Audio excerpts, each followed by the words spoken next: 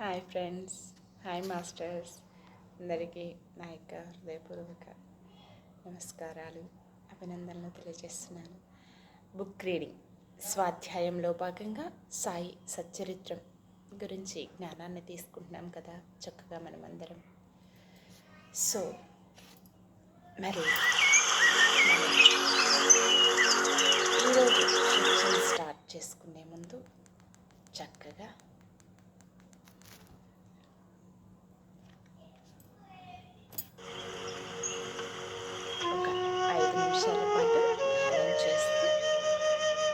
Section continue చేసుకుందాం masters. Okay, so మరి అందరు సిద్ధంగా ఉన్నారు కదా? చక్కగా ఉన్న చోటని స్థిరమైన సుఖ ఆసనంలో కూర్చోండి. వెన్నుపూస నిటారుగా పెట్టండి. మీ రెండు కాళ్ళను క్రాస్ చేసుకొని వేళ్ళలోకి వేళ్ళు పెట్టుకొని రెండు కళ్ళను కూడా క్లోజ్ చేయండి. శ్వాసను గమనిస్తూ శ్వాసతో అనుసంధానం అవుతూ ఈ కొన్ని క్షణాలు మనతో మనం చక్కగా దీర్ఘ శ్వాసను తీసుకోండి.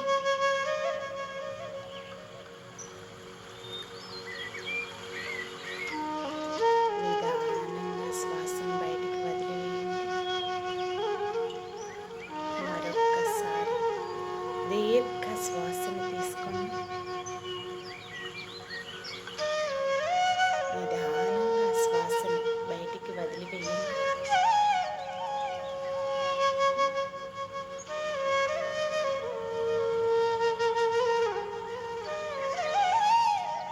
ఇంకొకసారి దీర్ఘ శ్వాసను తీసుకోండి.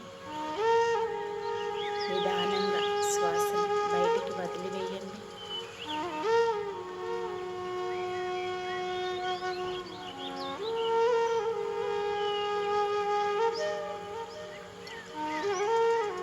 సహజంగా జరిగే శ్వాసని గమనిస్తూ శ్వాసతో అనుసంధానమవుతూ మీ అంతరంగంలోనికి మీరు ప్రయాణించండి.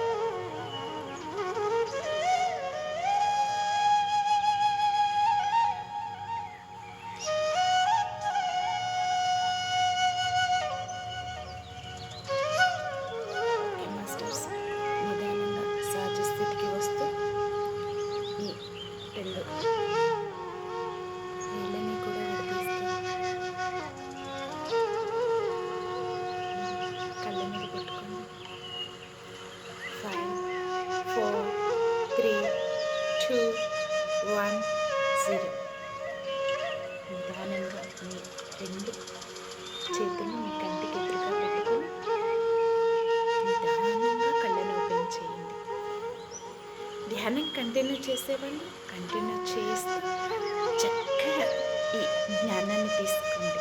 ఓకే, మరి సెక్షన్ స్టార్ట్ చేసుకుందామా? Okay masters.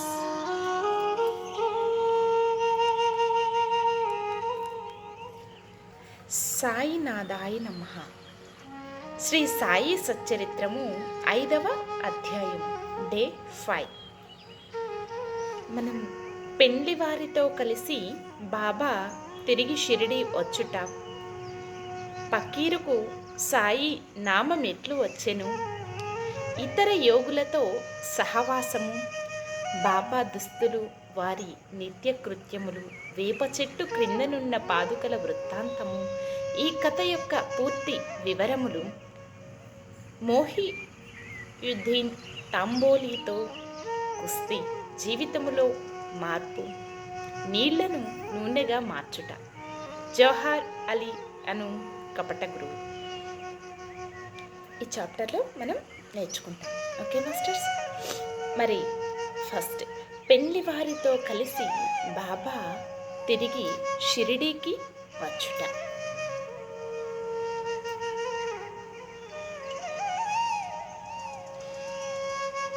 ఓకే, ఔరంగాబాద్ జిల్లాలో దూపను గ్రామము కలదు. అచట ధనికుడగు మహమ్మదీయుడు ఒకడు ఉండెను. అతని పేరు చాంద్ పాటిల్. ఔరంగాబాద్ పోవుచుండగా అతని గుర్రము తప్పిపోయెను. 2 మాసములు వెతికినను దాని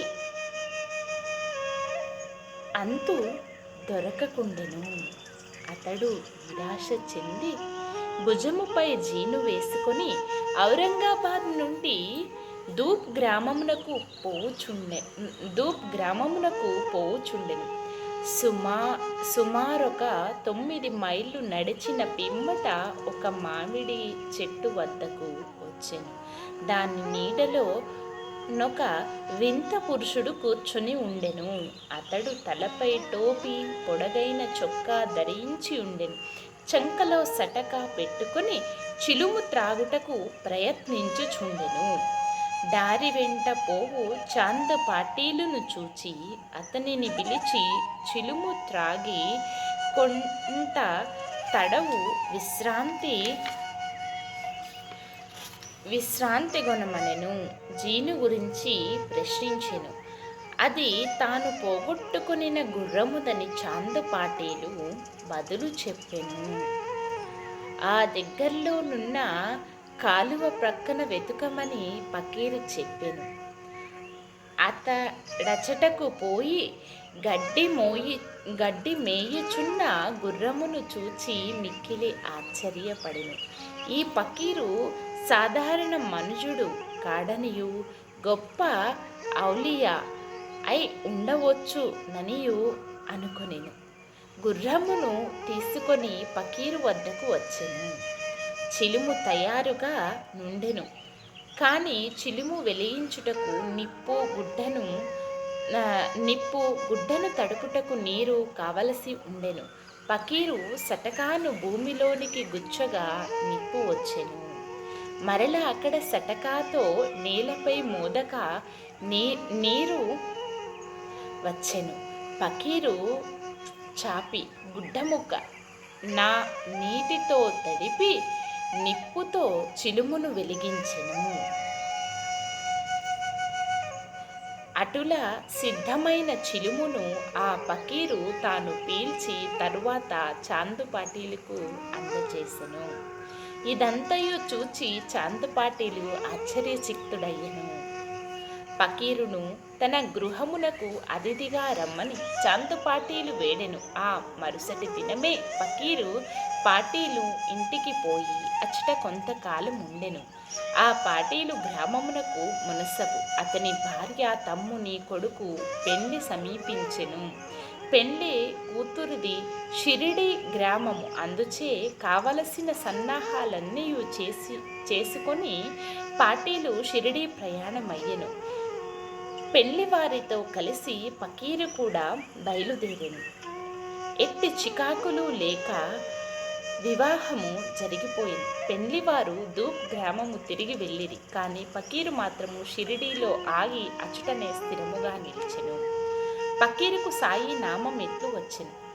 పెండివారు షిరిడీ చేరగానే ఖండోబా మందిరమునకు సమీపమునున్న భక్త మహల్సాపతి గారి పొలములోనున్న మర్రి చెట్టు కింద బస చేసరి. ఖండోబా మందిరమునకు తగిలి ఉన్న ఖాళీ జాగాలో బండ్లు విడిచిరి.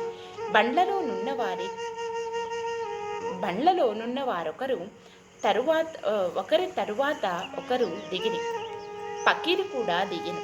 బండి దిగచున్న యువ పకీరుడు చూచి భక్త మహల్సాపతి రండి సాయి అని స్వాగతించింది. తక్కిన వారు కూడా ఆయనను సాయి అని పిలవనారంభించిరి. అది మొదలు వారు సాయిబాబాగా ప్రఖ్యాతులయ్యిరి. ఇతర యోగులతో సహవాసం. సాయిబాబా షిరిడీలోనొక మసీదులో నివాసం ఏర్పరచుకునేది. బాబా షిరిడీ రాకపూర్వమే దేవీదాస్ అని యోగి షిరిడీలో ఎన్నో సంవత్సరాల నుండి నివసించుచుండెను. బాబా అతనితో సాంగత్యమునకు ఇష్టపడెను. అతనితో కలిసి కొంతకాలము మారుతి మందిరములోను చావడిలోను నుండెను. కొంతకాలము ఒంటరిగా నుండెను. అంతలో జానకీదాసు గోసాని అను ఇంకొక యోగి అచ్చుటకు వచ్చెను. బాబా అప్పుడప్పుడు ఆ యోగితో మాట్లాడుచుండేడివారు, లేదా బాబా ఉండు చోటుకి జానకీదాసు పోవుచుండెను. అటులనే పూనాథాంబి నుండి ఒక వైశ్య యోగి షిరిడి వచ్చుచుండేడివాడు. ఆయన గృహస్థుడు, పేరు గంగాగిరు. ఒకనాడు బాబా స్వయముగా కుండలతో నీళ్లు తెచ్చి పూల చెట్లకు పోయిచుండెను. చూచి అతడు షిరిడీ గ్రామస్తులతో ఇట్లనెను, ఈ మణి ఇచ్చుట నుండుటచే షిరిడి పుణ్యక్షేత్రమైనది. ఈయన ఈనాడు కుండలతో నీళ్లు మోయిచున్నాడు, కానీ ఇతడు సామాన్య మానవుడు కాడు. ఈ నేల నిజముగా పుణ్యము చేసుకునినది కనుకనే సాయిబాబాను ఈ మణిని రాబట్టుకొనగలిగెను. ఏవాల గ్రామములోనున్న మఠములో ఆనందనాథుడను యోగి పుంగవుడొకడు ఉండెను. అతడు అకల్కోటకర మహారాజు గారి శిష్యుడు. అతడొకనాడు షిరిడీ గ్రామ నివాసులతో బాబాను చూడవచ్చును. అతడు సాయిబాబాని చూచి ఇట్లనెను, ఈయన ఒక అమూల్యమైన రత్నము. సామాన్య మానవుని వలె కల్పించినప్పటికీ ఈయన మామూలు రాయి వంటివాడు కాదు. ఈయనొక అమూల్య వజ్రము. ముందు ఈ సంగతి మీకే తెలియగలదు. ఇట్లనుచు ఆనందనాథుడు తిరిగి ఏవాల వెళ్ళెను. ఇది శ్రీ సాయిబాబా యవ్వనమున జరిగిన సంగతి. బాబా దుస్తులు వారి నిత్యకృత్యములు. యవ్వనమునందు బాబా తమ తల వెంట్రుకలు కత్తిరించుకొనక జుట్టు పెంచుచుండెను. పహిల్వాన్ వలె దుస్తులు వేసుకొనేడివారు. షిరిడీకి 3 మైళ్ళ దూరంలో నున్న రహతాకు పోయినప్పుడు ఒకసారి బంతి, గన్నేరు, నిత్యమల్లె మొక్కలు తీసుకొని వచ్చి నేలను చదును చేసి వాటిని నాటి నీళ్లు పోయిచుండిరి. అనుదినము వామంతాత్య అను కుమ్మరి బాబాకు కాల్చిన 2 పచ్చికుండలను ఇచ్చుచుండేడివారు. బాబా స్వయముగా బావి నుండి నీళ్లు చేది ఆ నీటిని ఆ పచ్చికుండలలో తోడి భుజములపై మోసుకొని తెచ్చి మొక్కలకు పోసేడివారు. సాయంకాలము ఆ కుండలను వేప చెట్టు మొదట బోర్లించుచుండిరి. కాల్చనివి అగుటచే అవి వెంటనే విరిగి ముక్కలగుచుండెను. ఇట్లు 3 సంవత్సరాలు గడిచెను. సాయిబాబా కృషి వలన అచ్చట నొక పూల తోట లేచెను. ఆ స్థలములోనే ఇప్పుడు బాబా సమాధి ఉన్నది. దానినే సమాధి మందిరము అందురు. దానిని దర్శించుట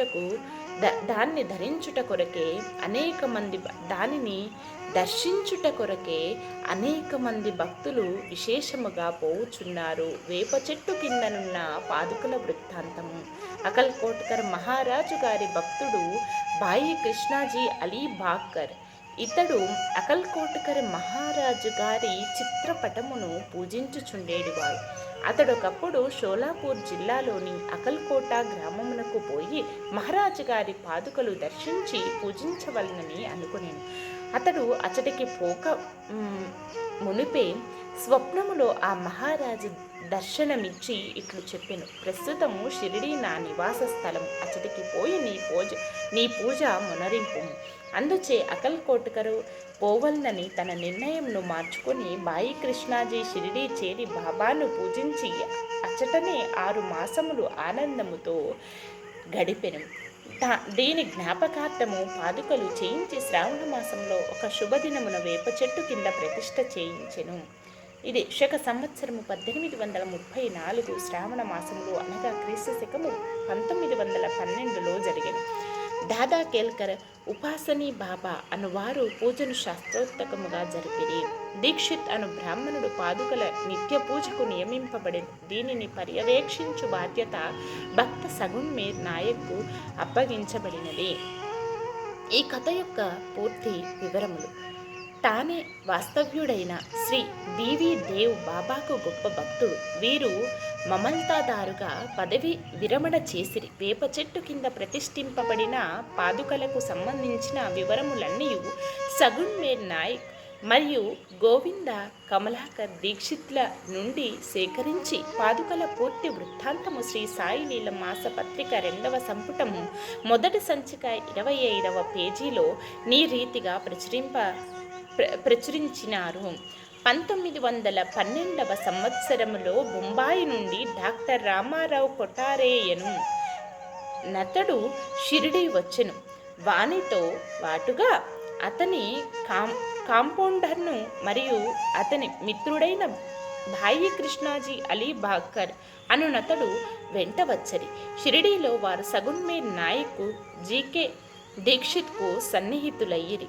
అనేక విషయములు తమలో తాము చర్చించుకున్నప్పుడు సంభాషణ వాశాస్తూ బాబా ప్రథమున షిరిడీ ప్రవేశించి వేప చెట్టు కింద తపస్సు చేసిన దాని జ్ఞాపకార్థము బాబా పాదుకలను రాతితో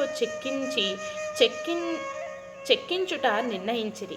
ఈ సంగతి డాక్టర్ రామారావు కొటారేకు తెలిపినచో ఆయన చక్కని పాదుకలు చెక్కించి ఇచ్చెదరని భాయి కృష్ణాజీ మిత్రుడు అయిన కాంపౌండర్ సలహా ఇచ్చెను. అందరూను ఈ సలహాకు సమ్మతించిరి. అప్పటికీ బొంబాయి తిరిగి వెళ్ళిన డాక్టర్ గారికి ఈ విషయంలో తెలియపరిచిరి. వారు వెంటనే మరల షిరిడీకి వచ్చి పాదుకల నమూనాను వ్రాయించిరి. ఖండోబా మందిరము అందు ఉన్న ఉపాసని మహారాజు వద్దకు పోయి తాము వ్రాసిన పాదుకల నమూనాను చూపిరి. శ్రీ ఉపాసని దానిలో కొన్ని మార్పులను చేసి పద్మము, శంఖము, చక్రము మొదలగునవి చేర్చి బాబా యోగశక్తిని, వేప చెట్టు గొప్పతనమును తెలుపు ఈ క్రింది శ్లోకమును కూడా చెక్కించమని: సదానింబవృక్షస్య మూలాదివాసాత్ సుధాశ్రావిణం తిక్తమప్యప్రయత్నం తరుంకల్పవృక్షాదికం సాధయంతం నమామీశ్వరం సద్గురుం సాయినాథం. ఉపాసనీ సలహాలను ఆమోదించి పాదుకలు బొంబాయిలో చేయించి కాంపౌండర్ ద్వారా పంపింది. శ్రావణ పౌర్ణమి నాడు స్థాపన చేయుమని బాబా ఆజ్ఞాపించెను. ఆనాడు 11 గంటలకు జీకే దీక్షిత్ తన శిరస్సుపై పాదుకలు పెట్టుకొని ఖండోబా మందిరము నుండి ద్వారకామైకి ఉత్సవముతో వచ్చిరి. బాబా ఆ పాదుకలు స్పృశించి అవి భగవంతుని పాదుకలు అని నుడివెను.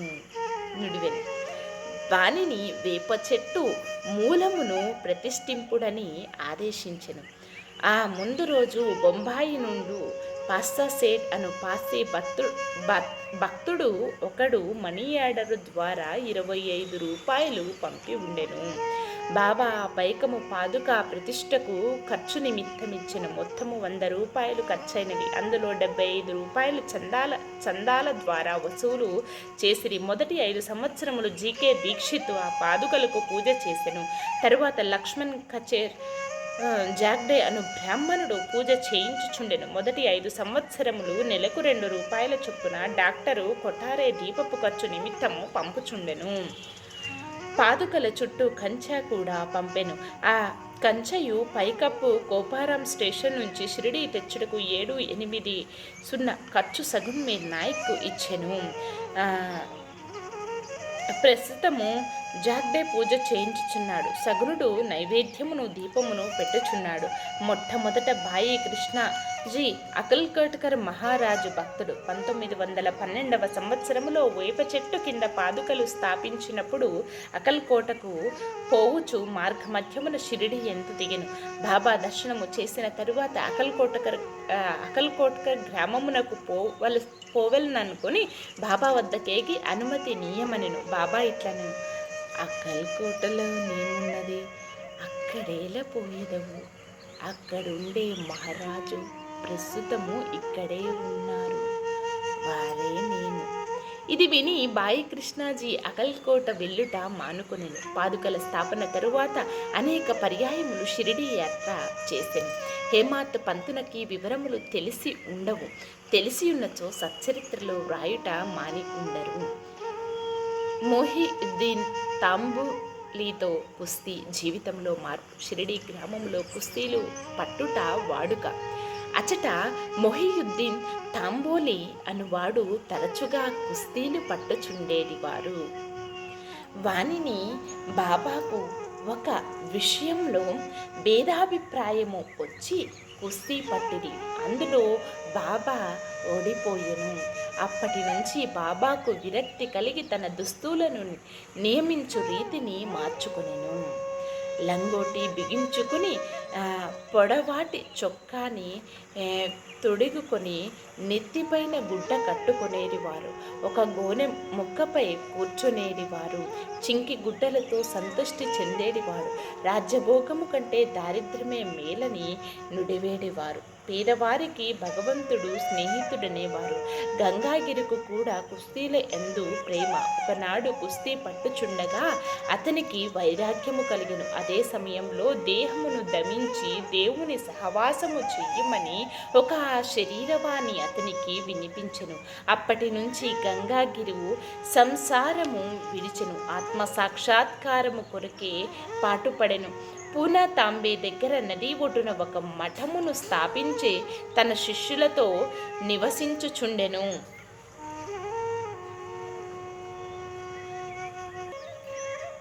సాయిబాబా జనులతో కలిసిమెలిసి తిరిగేడి వారు కారు.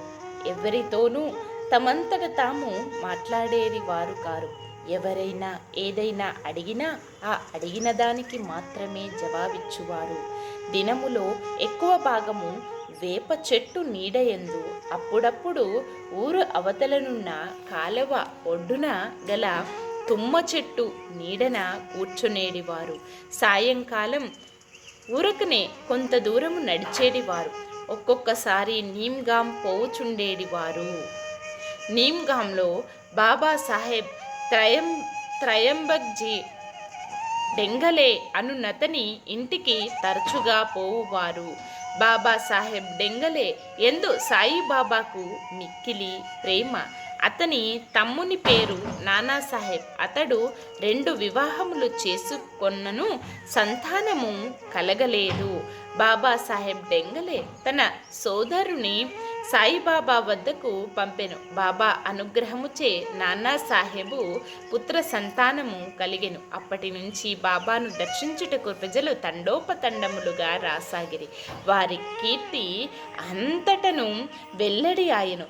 మహమ్మద్ నగర్ వరకు వ్యాపించెను. అక్కడి నుంచి నానాసాహెబ్ చందోద్కర్, కేశవ్ చిదంబర్ మొదలగుగా గల అనేక మంది షిరిడీకి వచ్చుట ప్రారంభించిరి. దినమంతయు బాబాను భక్తులు చుట్టుముట్టుచుండేడివారు. రాత్రులు యందు బాబా పాడుబడిన పాత మసీదునందు శయనించుచుండెను. పొగ పీల్చుకొని చిలుము గొట్టము, కొంత పొగాకు, ఒక రేకు డబ్బా, కఫ్ని, తలగుడ్డ ఎల్లప్పుడూ దగ్గర నుంచుకొను సటకా మాత్రమే అప్పడిలో ఆయనకి ఉన్న సామానులు. తలపైనొక గుడ్డను చుట్టి దాని అంచులను జడవలే మెలిపెట్టి ముడివేసి ఎడమ చెవిపై నుంచి వెనకకు వ్రేలాడునట్లు వేసుకొనువారు. తమ దుస్తులను వారముల తరబడి ఉతకకుండా నుంచువారు. చెప్పులను తొడిగేడి వారు కారు. దినమంతయు గోనెగుడ్డ పైన కూర్చునేవారు. లంగోటి కట్టుకునేడివారు. చలిని కాచుకొనుటకు దునికి ఎదురుగా కొయ్య చేపట్టుపై తమ ఎడమ చేతి నానించి దక్షిణాభిముఖముగా కూర్చునేరివారు. ఆ దునిలో అహంకారమును, కోరికలను, ఆలోచనలను ఆహుతి చేసి అల్లాయే యజమాని అని పలికేవారు. మసీదులో 2 గదుల స్థలము మాత్రమే మసీదులో 2 గదుల స్థలము మాత్రమే ఉండెను. భక్తులందరూ అచ్చటనే బాబాను దర్శించుచుండెరి. 1912 తదుపరి మసీదుకు కొన్ని మార్పులు చేయబడినవి. పాత మసీదునకు మరమ్మత్తు చేసి నేలపైన నగిషరాలు తపన చేసిరి. బాబా ఈ మసీదుకు రాకపూర్వము తాకియాలో చాలా కాలము నివసించిరి. బాబా తమ కాళ్లకు చిన్న గజ్జెలు కట్టుకొని సొగసుగా నాట్యము చేసేవారు. భక్తిపూర్వకమైన పాటలు పాడేవారు. నీళ్లను నూనెగా మార్చుట. సాయిబాబాకు దీపములన్నా చాలా ఇష్టం.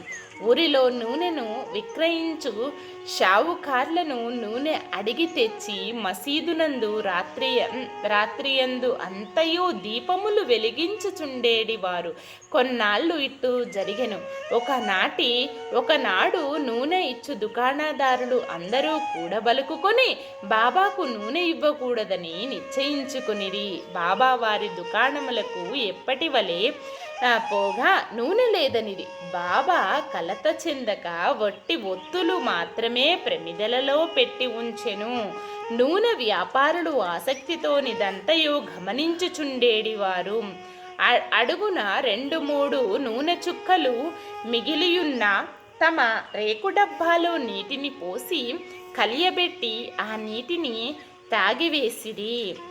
ఈ విధముగా ఆ రేకు డబ్బాలోని నూనె అవశేషమును పావనము చేసిన పిమ్మట మరల డబ్బాతో నీరు తీసుకొని ఆ నీటిని ప్రమిదలలో నింపెను. దూరముగా నిలిచి పరీక్షించుచున్న దుకాణదారులు విస్మయముందునట్లు ప్రమిదలన్నీ తెల్లవారుదాకా చక్కగా వెలుగుచుండెను. ఇదంతయు చూచి ఆ షావుకార్లు పశ్చాత్తాపపడి బాబాను మన్నింపమని కోరిరి. బాబా వారిని క్షమించి ఇకపైనైనను సత్యము నంటిపెట్టు కొనుడని హితవు చెప్పి పంపివేసిరి. జౌహార్ అలీ అను కపట గురువు పైన వివరించిన కుస్తీ జరిగిన 5 ఏండ్ల తరువాత అహ్మద్ నగర్ నుండి జౌహార్ అలీ అను ఫకీరొకడు శిష్యులతో రహతా వచ్చెను. వీరభద్ర మందిరమునకు సమీపములోనున్న స్థలములో దిగెను. ఆ ఫకీరు బాబా చదువుకున్నవాడు, ఖురానంతయు వల్లించగలడు, మధుర భాషణుడు. ఆ ఊరిలోని భక్తులు వచ్చి వానిని సన్మానించుచు గౌరవముతో చూచుచుండేడివారు. వారి సహాయముతో వీరభద్ర మందిరమునకు దగ్గరలో ఈద్గా అను గోడను నిర్మించుటకు పూనుకొనెరు. ఇదల్ ఫీతర్ అను పండుగ నాడు మహమ్మదీయులు నిల్చుకొని ప్రార్థించు గోడయే ఈద్గా. ఈ విషయంలో వివాదము లేచి అది ఘర్షణలకు దారితీసెను. దానితో జౌహార్ అలీ రహతా విడచి షిరిడీ చేరి బాబాతో మసీదు నందుండసాగెను. ప్రజలు వాని తీపి మాటలకు మోసపోయిరి. అతడు బాబాను తన శిష్యుడని చెప్పువాడు. బాబా అందులకు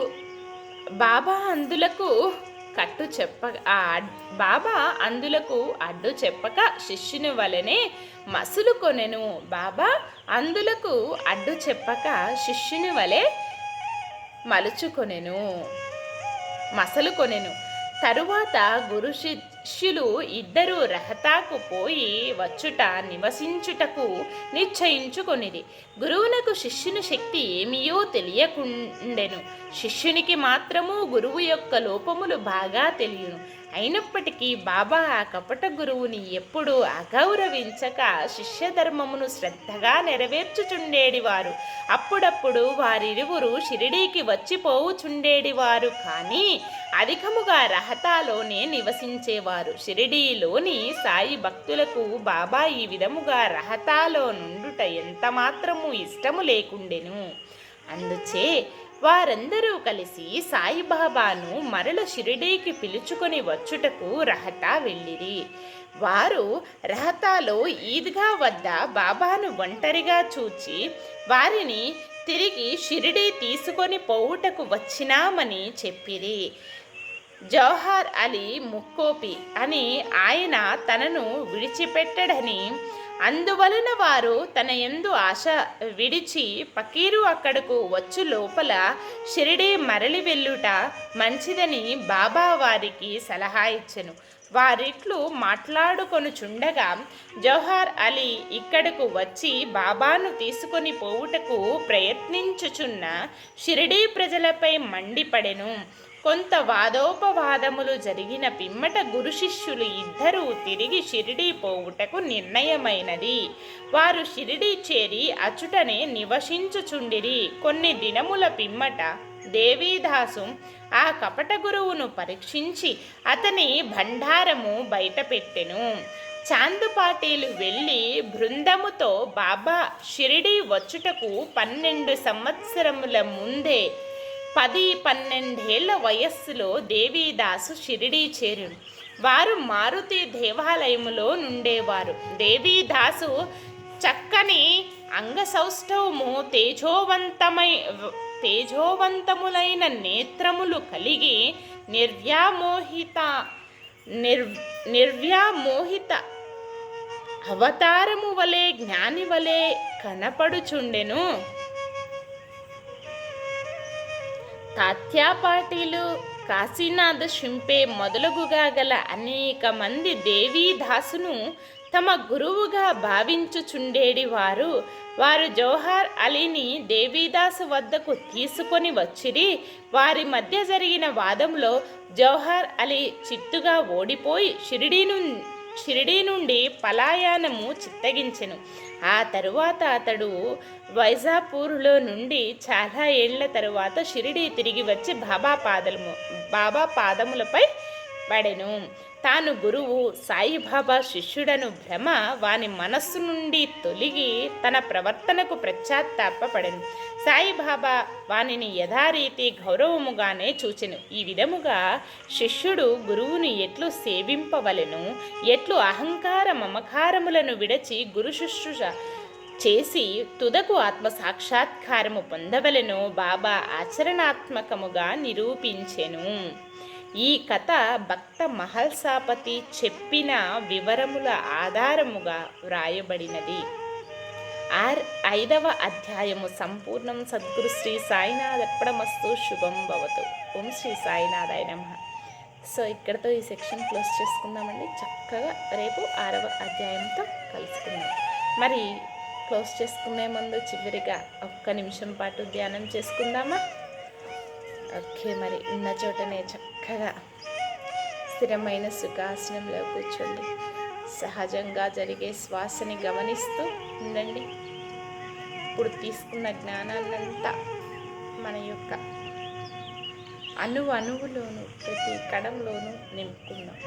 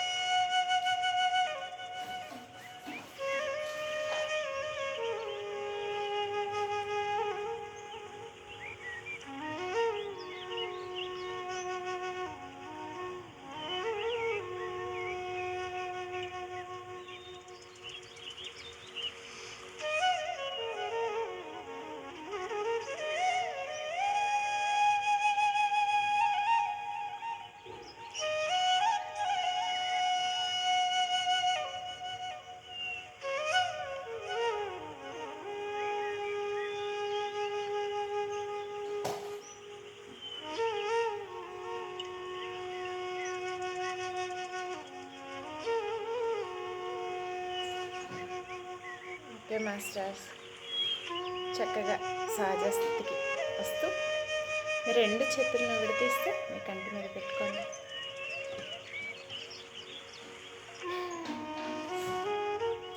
ఫైవ్, 4, 3, 2, 1, 0. రెండు చేతులు మీ కంటికి ఎదురుగా పెట్టుకొని నిదానంగా కళ్ళని ఓపెన్ చేయండి. ఓకే మాస్టర్స్, చక్కగా ఈ జ్ఞానం ఇంకా అందరికీ చేరాలని మనస్ఫూర్తిగా ఆశించుకుంటూ సెలవు తీసుకుంటున్నాను. ఇంకొక సెక్షన్లో మళ్ళీ కలుసుకుందాం. తప్పకుండా లైక్, షేర్, సబ్స్క్రైబ్ చేసుకోండి. ఎంతో ఆధ్యాత్మిక సంబంధించిన జ్ఞానాన్ని ముందు తెలుసుకోవడానికి ప్రయత్నించండి. నేను మీకు అందించడానికి ప్రయత్నిస్తాను. Thank you.